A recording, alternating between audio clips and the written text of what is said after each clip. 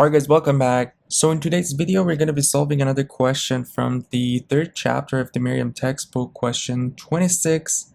And we have a bicyclist applies a 40 Newton force to the brake lever of her bicycle as shown. And we need to determine the corresponding tension T transmitted to the brake cable. And we can neglect the friction at the pivot O. So basically we have two different forces in this question. And all we need to do, since we are in equilibrium, we know we have our equilibrium equation where sum of all forces equals 0 and same for the moment. So assuming that we are in the equilibrium condition, we can use our moment equation where we have the sum of all moments about point O is equal to 0, and basically we only have two forces in here, and it's pretty easy to find the moments since we have the vertical distance of each force to the point O. Alright, so let's start with the moment of the 40 Newton force. As we can see, the moment is clockwise, so we have a negative moment. The force is 40 Newton, and the distance that we have is the vertical distance to the line of action. So this is the point O, and what we are looking for is this distance to the line of action from point O, or we can show it here too. This is the distance that we are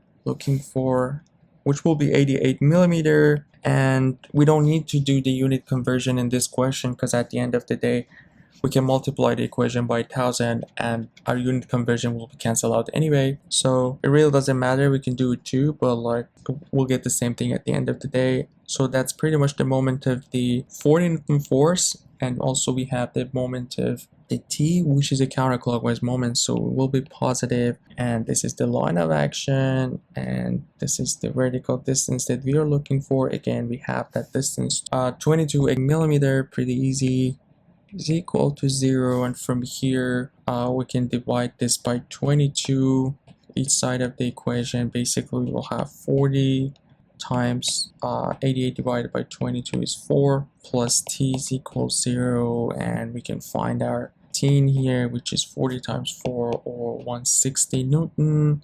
And yeah, that would be the final answer for this question. Nothing complicated, it's just a simple moment question assuming that we are in equilibrium. Let me know if you have any questions or any question regarding the three textbooks that we are covering in this channel. Feel free to drop it in a comment. Don't forget to subscribe to the channel, like and comment. It's going to help me to reach out to more students. And you guys take care. I'll see you in the next video. Have a good one.